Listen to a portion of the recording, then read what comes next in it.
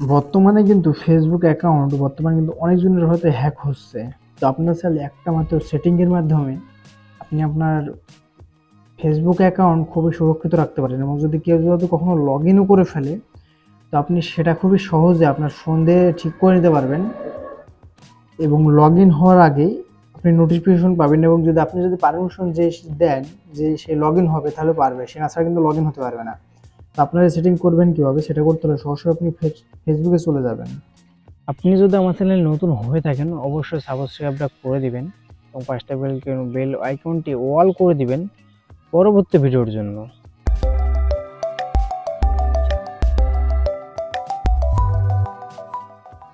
আমি ফেসবুকে চলে আসলাম। ফেসবুকে চলে আসার পর এখানে একটা জিনিস খেয়াল করেন, উপরে কিন্তু এখানে কিন্তু আপনাদের হয়তো থ্রি ডট শো করতে পারে বা লোগো।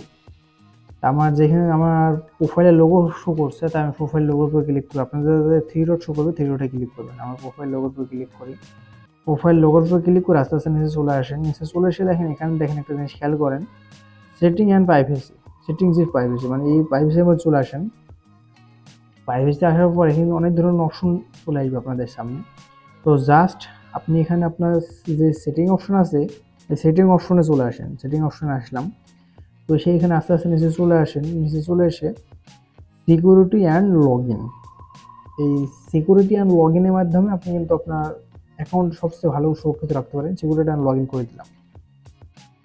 তো দেওয়ার পর এখানে একটা জিনিস খেয়াল করেন, আপনার যদি অ্যাকাউন্ট যদি কেউ লগ ইন করে থাকে, হু হোয়ার লগ ইন, মানে আপনার অ্যাকাউন্ট কয়টা ফোনে লগ ইন আছে। যেমন স্যামসাং F22 দেখাচ্ছে, কিন্তু এটা কিন্তু জাস্ট আমার ফোন, এবং এই ফোনটা কিন্তু বর্তমানে ব্যবহারও করছি স্যামসাং F22। যদি আপনার অন্য কোনো অ্যাকাউন্টে লগ ইন থাকে, জাস্ট এখানে কিন্তু সেই অ্যাকাউন্টের নামটা দেখাই দেবে।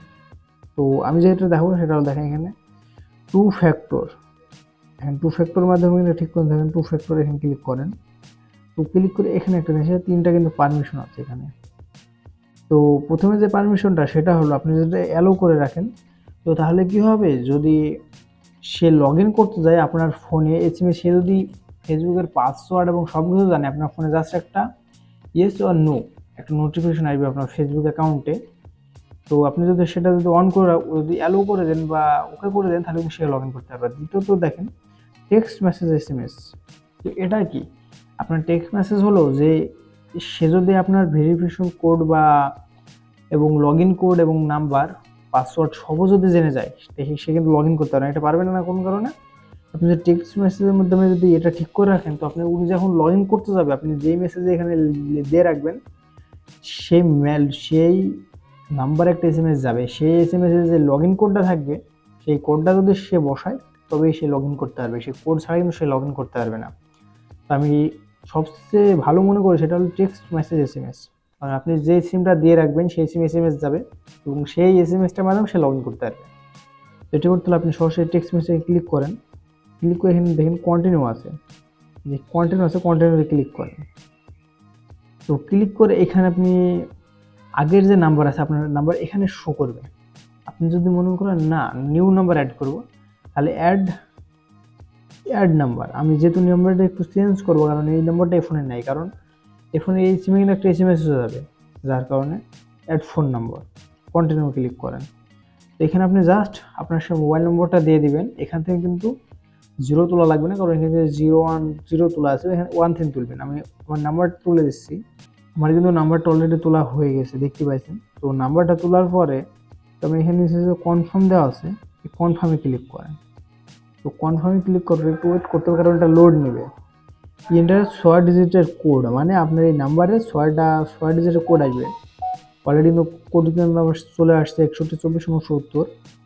দেখেন আমার কিন্তু অলরেডি কোডটা বসানো সারা। আপনাদের যে কোড আসবে সেই কোডটা কিন্তু বসাতে হবে। দ্বিতীয়ত হলো, যেই আপনার ফোনে যে মোবাইল নাম্বার থাকবে সেটাই সবসময় দিবেন, যে আপনার যাতে সেই সিমটা আপনার কাছে সবসময় থাকে, কোনো সমস্যার সঙ্গে সঙ্গে ঠিক করে নিতে পারেন। আমি এখানে ডন করে দিলাম, দেখেন কন্টিনিউ। তো দেখেন এখানে একটু ওয়েট করতে হবে, কারণ লোড নিচ্ছে। তো দেখেন এখানে টু ফ্যাক্টর, দেখেন আমার কিন্তু নাম্বারটার মধ্যে হয়ে গেল। তো ডন করে দিলাম, দেখেন একটু ওয়েট করতে হবে। এখানে কি এটা কিন্তু আমার অলরেডি সব হয়ে গেল। তো আপনি চাইলে কিন্তু এখানে সব কিছু চেঞ্জও করতে পারবেন, কোনো পারবেন না তা না। এখন বর্তমান সময়ে যদি কেউ আমার এটা লগ ইন করে, বা লগ ইন করার চেষ্টা করে, তাহলে কিন্তু আমার এই নাম্বার, যে আমি যে নাম্বারটা বসাইলাম এই নাম্বারের মাধ্যমে একটা ফেসবুক থেকে এসএমএস দিবে। সেই এসএমএস এ যেমন এখানে দেখেন এসএমএস এর যে কোড আসলো 6টা, এই 6টা কোড আসবে। সেই 6টা কোড যদি সে বসাতে পারে তাহলে তবেই সে লগ ইন করতে পারবে।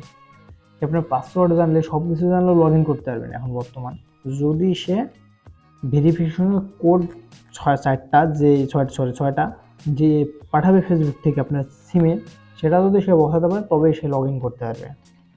আপনার তাহলে কিন্তু এভাবে খুব সহজে আপনার অ্যাকাউন্ট ঠিক করে নিতে পারেন। তো এভাবে যদি আপনি অ্যাকাউন্ট ঠিক করেন তো কখনো আপনার অ্যাকাউন্ট হ্যাকও হবে না। তো আজকে ভিডিও পর্যন্ত রাখলাম, দেখা হবে পরবর্তী নতুন কোনো ভিডিওতে।